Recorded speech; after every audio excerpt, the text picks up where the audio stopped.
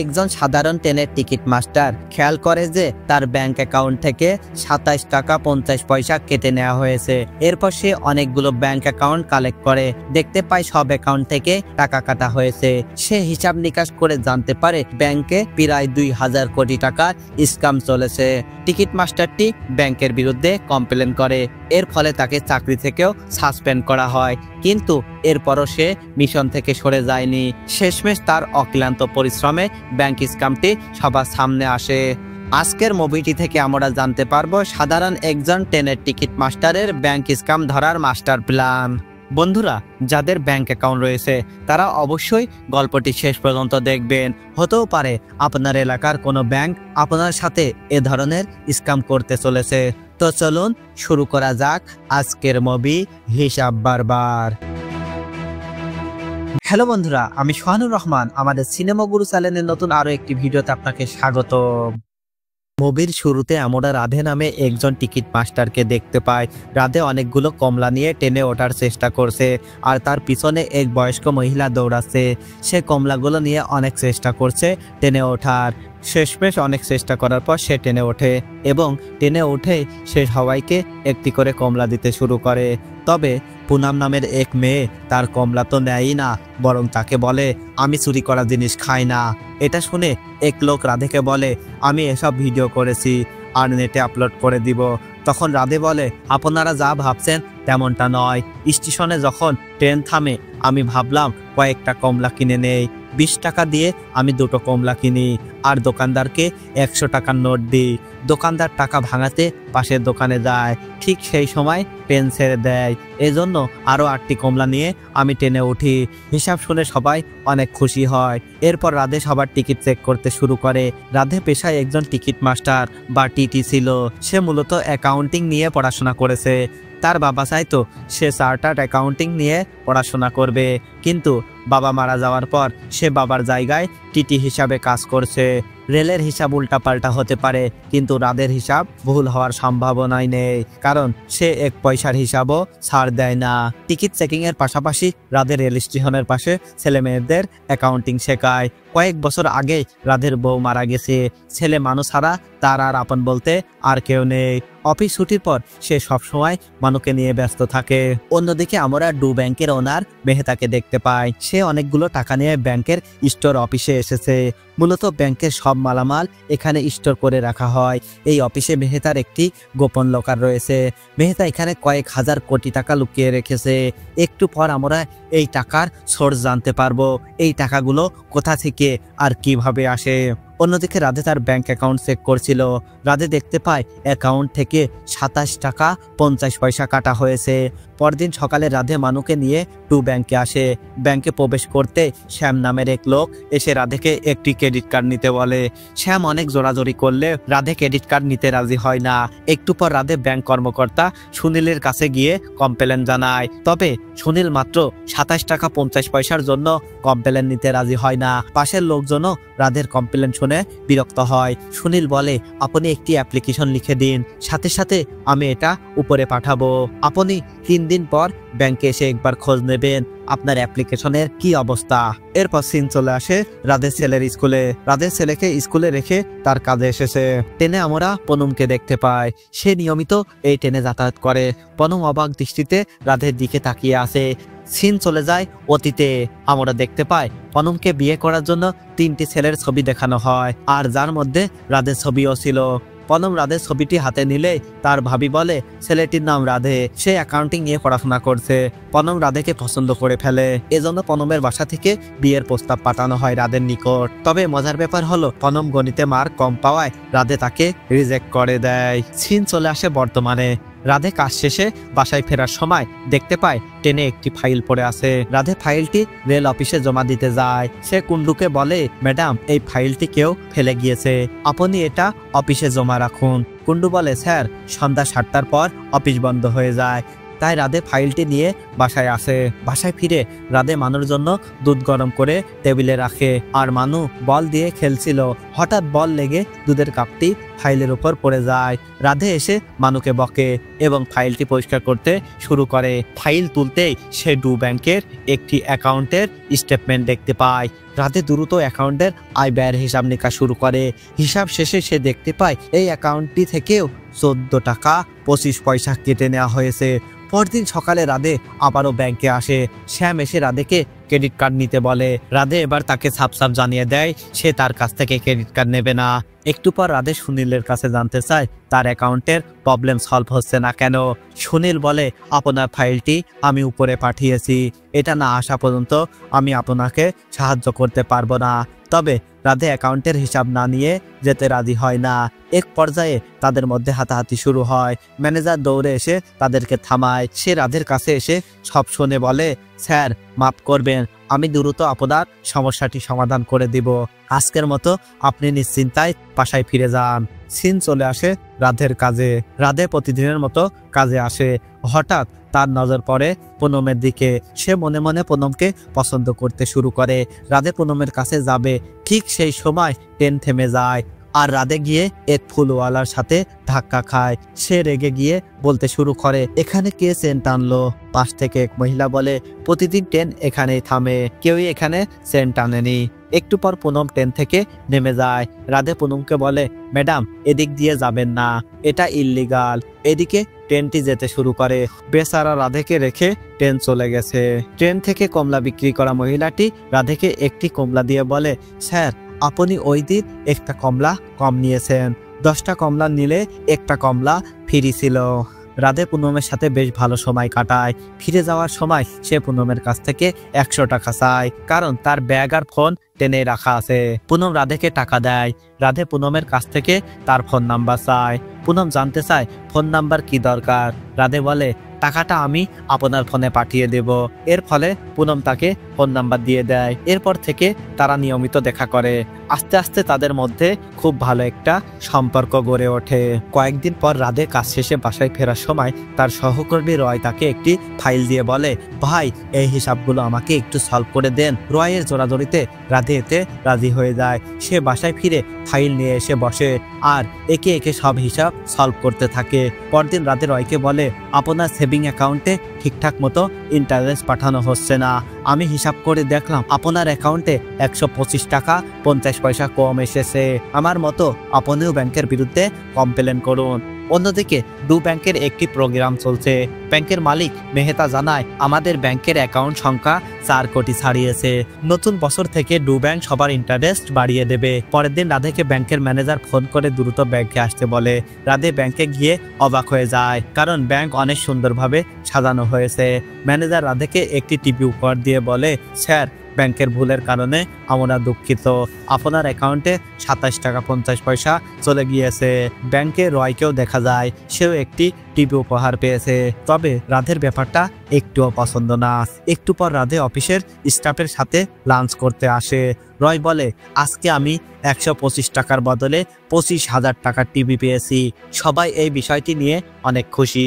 রাধে বলে, রয় সাহেব ফ্রিতে আমরা কিছুই পাই না এই যুগে। রয় বলে, ব্যাংক আমার কাছ থেকে কিছুই নেয়নি, বরংস আমাকে একটি টিভি গিফট করেছে। রাধে বলে, ওরা কয়েক কোটি মানুষের কাছ থেকে টাকা নিয়েছে এবং সবাইকে সান্ত্বনা দেওয়ার জন্য আর এই স্ক্যামকে পালিচাপা দেওয়ার জন্যই এই কায়দা করে সবাইকে টিভি গিফট করেছে। এরপর রাধে সবাইকে হিসাব বুঝাতে শুরু করে। ক্যালকুলেশন করে সে দেখায়, ব্যাংক যদি বছরে 120 টাকা করে কাটে তাহলে 10 বছরে 1200 টাকা কাটা হয়। যদি 2 কোটি অ্যাকাউন্ট থাকে তাহলে 1200 টাকা করে কেটে নিলে টোটাল টাকার পরিমাণ হয় 2400 কোটি টাকা। এসব শুনে কুন্ডু বলে, মাত্র 10 থেকে 15 টাকা কোনো ব্যাপারই না। রাধে বলে, এটা অনেক বড় ব্যাপার। এর ফলে দেশের ইকোনমিতে ঘাটতি দেখা যায়। এই টাকাগুলোর উপরে কোনো ট্যাক্স বসানো হয় না। শেষমেশ টাকাগুলো দেশের বাইরে চলে যায়। এর ফলে আমাদের টাকার মানও কমে যায়। সবাই রাধের কথা শুনে হাসতে শুরু করে। রাধে মন খারাপ করে সেখান থেকে চলে যায়। আমরা সিন দেখি একদিন রাতে রাধে একটি বারে শ্যামের সাথে দেখা করে। রাধে শ্যামের কাছ থেকে 50,000 টাকার বিনিময়ে কয়েক হাজার কাস্টমারের ব্যাংক স্টেটমেন্ট কালেক্ট করে। এরপর সেই স্টেটমেন্টগুলো তার শিক্ষার্থীদের মধ্যে ভাগ করে দেয়। সে সবাইকে নিয়ে অ্যাকাউন্টগুলোর ইন্টারনেট হিসাব করতে শুরু করে। আমরা দেখি কয়েকদিন পর পুলিশ অফিসার মোহন মেহতার কাছে এসেছে। সে মেহতাকে জানায় একজন কমপ্লেন করেছে আপনার ব্যাংক থেকে প্রায় 22,40,000 টাকা স্ক্যাম হয়েছে। আমি কমপ্লেন না নেওয়ায় সে হাইকোর্টে কমপ্লেন করেছে। ম্যানেজার বলে রাধে নামের এক লোক এই কাজ করেছে, তাকে আমরা টিভি উপহার দিয়েছি। স্যার, আমার মনে হয় এই লোকটি পাগল। এসব শুনে মেহতা বলে সে পাগল নয়, আপনার ব্যাংকের হিসাব দ্রুত ঠিক করুন। এরপর মেহতা মোহনকে বলে আপনি অনেক ভালো কাজ করেছেন, আপনাকে অসংখ্য ধন্যবাদ, তবে পেপারটি মিডিয়া থেকে একটু দূরে রাখবেন। এরপর মেহতা মোহনকে একটি আনলিমিটেড ক্রেডিট কার্ড দেয়। এতে মোহন অনেক খুশি হয়ে যায়। এর কিছুক্ষণ পর মোহন রাধেকে ফোন করে থানায় আসতে বলে। রাধে থানায় আসে। মোহন রাধেকে বলে ইনকোয়ারির জন্য আপনাকে ডাকা হয়েছে, কিন্তু এই কমপ্লেন যদি মিথ্যা হয় তাহলে আপনার বিরুদ্ধে অ্যাকশন নেওয়া হবে। এরপর রাধেকে ইনকোয়ারির জন্য পাঠানো হয়। থানার সব অফিসাররা রাধের সাথে খারাপ ব্যবহার করতে শুরু করে, কারণ অলরেডি মেহতা সবাইকে কিনে নিয়েছে। রাধে এসব বুঝতে পেরে হতাশ হয়ে যায়। তখন পুলিশ স্টেশনে পুনম আসে। রাধে পুনমকে দেখে অনেক অবাক হয়ে যায়, কারণ সে জানতো না যে পুনম একজন পুলিশ অফিসার। পুনম রাধেকে নিয়ে নিজের ক্যাবিনে বসে আর রাধেকে বলে যদিও আমরা একে অপরের পরিচিত, তারপরেও এই কেসটি আমার কাছে আসায় আপনাকেও আমার মতো প্রফেশনালিজম মেনটেন করতে হবে। এরপর রাধে পুনমকে সব খুলে বলে, কিন্তু পুনম রাধেকে বলে সে ব্যাংকের এতগুলো স্টেটমেন্ট কিভাবে পেল। রাধে পুনমের এই প্রশ্নগুলো শুনে অনেক অবাক হয়ে যায়। সে কোনো উত্তর দেয় না। পুনম তাকে জানিয়ে দেয় তার এই প্রশ্নের উত্তর না দিলে সে এই কেসের ইনভেস্টিগেশন করবে না। এটা শুনে রাধে পুনমকে বলে আপনি যদি অ্যাকাউন্টগুলো চেক করেন তাহলে এই প্রবলেম বুঝে যাবেন। এ পর্যন্ত আমরা মেহতাকে দেখতে পাই। সে জানতে পেরেছে শ্যাম স্টেটমেন্টগুলো চুরি করে রাধেকে দিয়েছে, তাই সে লোকজন দিয়ে শ্যামকে তুলে এনেছে। মেহতা তাকে মেরে ফেলতে বলে। ঠিক সেই সময় দয়াল আসে। দয়াল এসব দেখে মেহতাকে বলে যদি সে তাকে মেরে ফেলে তাহলে এগুলো নিউজে চলে আসবে আর অনেক প্রবলেম হয়ে যাবে। মেহতা শ্যামকে ছেড়ে দিতে বলে। দয়াল মেহতাকে বলে তুমি চিন্তা করো না, আমি এমন অবস্থা করব রাধে নিজে থেকেই পিছু হটবে। দয়াল একজন মন্ত্রী, মূলত সেও ব্যাংক স্ক্যামের সাথে সরাসরি জড়িত। এরপর আমরা রাধেকে দেখতে পাই সে তার ছেলেকে নিয়ে একটি পার্কে ঘুরতে এসেছে। পার্কে রাধের সাথে শ্যামের দেখা হয়। শ্যাম তাকে বলে তুমি তোমার আর নিজের ছেলের খেয়াল রেখো। রাধে বুঝে যায় তার অনেক বিপদ আসতে চলেছে। অন্যদিকে ডু ব্যাংকের ম্যানেজার স্টেটমেন্টগুলো বদলে পুলিশের কাছে জমা দিতে এসেছে, যাতে পুলিশের মনে হয় আসলে রাধে হচ্ছে অপরাধী। ব্যাংক স্টেটমেন্টগুলো দেখে পুনম রাধেকে বলে ব্যাংকের দেওয়া স্টেটমেন্টগুলো একদম সঠিক, অ্যাকাউন্ট থেকে কোনো টাকা মিসইউজ হয়নি। এটা শুনে রাধে বুঝে যায় স্টেটমেন্টগুলোর সাথেও স্ক্যাম করা হয়েছে। রাধে পুনমকে বলে ব্যাংকের যাদের অ্যাকাউন্ট রয়েছে তাদের কাছ থেকে অরিজিনাল স্টেটমেন্ট কালেক্ট করুন, তাহলেই বুঝতে পারবেন ব্যাংক স্ক্যাম করেছে কিনা। পুনম রাধের কথা মতো অনেক কাস্টমারকে ফোন করে স্টেটমেন্ট চায়। কয়েকদিন পর সে অরিজিনাল স্টেটমেন্ট পেয়েও যায়। পুনম স্টেটমেন্টগুলো চেক করে রাধেকে বলে সব স্টেটমেন্ট ঠিক আছে, আমার মনে হয় আপনার কোথাও ভুল হচ্ছে। এসব শুনে রাধে অনেক রেগে যায় আর পুনমকে বলে আপনি অঙ্কে একদমই কাঁচা ছিলেন আর কাঁচা এখনো আছেন। পুনম রাধেকে বলে 15 বছর আগে আপনি এই কথা বলে আমাকে রিজেক্ট করে দিয়েছিলেন, আপনার এত অহংকার কিসের। এটা শুনে রাধে বুঝতে পারে পুনম রিজেক্ট করার কারণেই সে তার থেকে বদলা নিচ্ছে। অবশেষে কেসটি আদালতে পাঠানো হয়। জর্জ রাধের আনা অভিযোগটি মিথ্যা ঘোষণা করে আর তাকে একদিনের জন্য জেলে পাঠানো হয়। রাধেকে যখন জেলে পাঠানোর জন্য গাড়িতে তোলা হচ্ছিল তখন রাধে দেখতে পায় মেহতা তার জন্য গাড়িতে অপেক্ষা করছে। মেহতা রাধেকে বলে তুমি শুধু শুধু এই মামলায় জড়িয়েছো, আমি অ্যাকাউন্টগুলো থেকে মাত্র কয়েক টাকা সরিয়েছি, এতে কারো কোনো ফারাক পড়লো না। যদি আমি এই টাকা না সরাতাম তাহলে তারা এই টাকা দিয়ে কি ব্যয় করতো। মেহতা আরো বলে তুমি এইসব থেকে দূরে থাকো আর কালকে জেল থেকে বের হলে আমি তোমাকে আরো বড় একটি টিভি গিফট করব। এদিকে পুনমকে দেখা যায় যে সে রাধের এই অবস্থা দেখে অনেক কষ্ট পাচ্ছে। পুনম তদন্ত করে জানতে পেরেছিল যে রাধের আনা অভিযোগটি একদম সত্য অভিযোগ ছিল। পুনম যখন এই তদন্তের কথা সিনিয়রকে জানায় তখন তার সিনিয়র তাকে বলে এইসব কথা তুমি যদি বাইরে বলো তাহলে তোমার প্রবলেম হবে। এ কারণে পুনম রাধের কোনো হেল্প করতে পারেনি, যার ফলে পুনমের অনেক গিল্টি ফিল হচ্ছিল। পুনম রাধেকে অনেকবার কল করে, কিন্তু রাধে পুনমের ফোন রিসিভ করছিল না। এদিকে রাধে আর কোনো উপায় না পেয়ে স্টেটমেন্টগুলো আরবিআই এর কাছে পাঠায়। পরদিন আরবিআই থেকে মেহতার কাছে ফোন আসে আর তার কাছে জবাবদিহিতা চাওয়া হয়। এতে মেহতা অনেক রেগে যায়। সে সোজা দয়ালের কাছে আসে। দয়াল মেহতাকে বলে, আমি রাধেকে আমার মতো করে হ্যান্ডেল করব, তুমি চিন্তা করো না। এরপরে সিনে আমরা দেখতে পাই রাধে বাসায় কাজ করছিল। হঠাৎ সেখানে সরকারি লোকজন এসে তার বাড়িতে ভাঙচুর শুরু করে। এরপর সে যখন সেই লোকজনগুলোকে আটকায় তখন তারা রাধেকে বলে, একদিন আগে আপনাকে নোটিশ দেওয়া হয়েছিল, এই বাড়ি নিয়ম অনুযায়ী করা হয় নাই, এই জন্য এই বাড়িটি ভাঙার জন্য আমাদেরকে বলা হয়েছে, তাই গভর্নমেন্টের আদেশ আমরা পালন করতে এসেছি, আপনি সরকারি কাজে বাধা দিবেন না। ঠিক সেই সময় পুনম আসে। রাধে পুনমকে বলে, আমি বুঝতে পারছি আপনি বদলা নিতে চাচ্ছেন। পুনম বলে, আপনি আমাকে ভুল ভাবছেন। রাধে তার কথা না শুনে বাসার ভিতরে যায়। পুনমের আদেশে সেখান থেকে সরকারি লোকজন চলে যায়। পরদিন রাধে মানুকে নিয়ে তার অফিসে যায়। অফিসের এক সিনিয়র কর্মকর্তা রাধেকে বলে, আপনার নামে রেলের টাকা চুরির অভিযোগ এসেছে। এসব শুনে রাধে বলে, স্যার আমি প্রতিটি পয়সার হিসাব কুন্ডু ম্যাডামকে দিয়েছি। অফিসার বলে, আপনাকে এটা প্রমাণ করতে হবে আপনি টাকা চুরি করেননি, আর প্রমাণ না হওয়া পর্যন্ত আপনি কাজ করতে পারবেন না। রাধে বুঝতে পারে এসব মেহতার কাজ, তাই সে চুপচাপ অফিস থেকে চলে যায়। রাতে মানুকে নিয়ে রাধে রাস্তার পাশে বসে আছে। হঠাৎ সেখানে মেহতা আসে।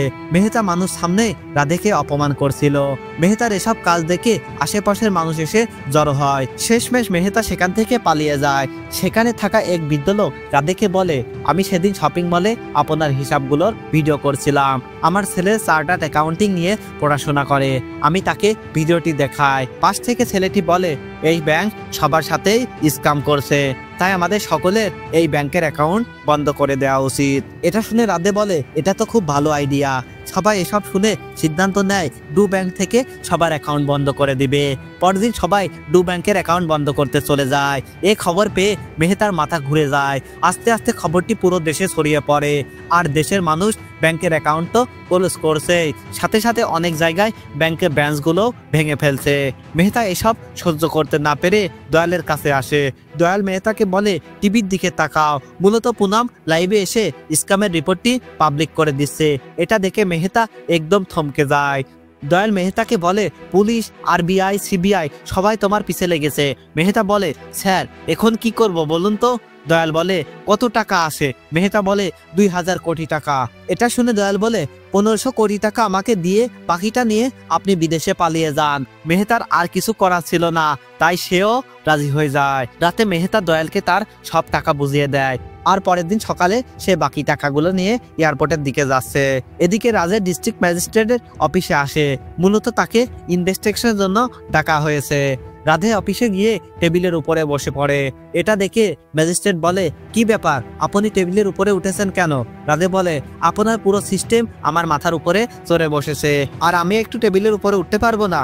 এরপর সে একটা করে স্টেটমেন্ট বের করে আর অ্যাকাউন্টের হিসাব বুঝিয়ে দেয়, এবং শেষমেশ দেখা যায় তার অ্যাকাউন্টে 17 টাকা 50 পয়সা ব্যাংক থেকে কাটা হয়েছে।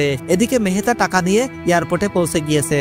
এয়ারপোর্টের কর্মচারীরা বিভিন্নভাবে মেহতাকে বাধা দেওয়ার চেষ্টা করে। একটু পর মেহতা প্লেনের টিকিট পেয়ে যায়, আর তারা ব্যাগগুলো চেকিং করার জন্য পাঠিয়ে দেয়। অন্যদিকে দয়াল মেহতার কাছ থেকে আনা টাকাগুলো হিসাব করছে, কারণ এসব ধান্দায় কেউ কাউকে বিশ্বাস করতে পারে না।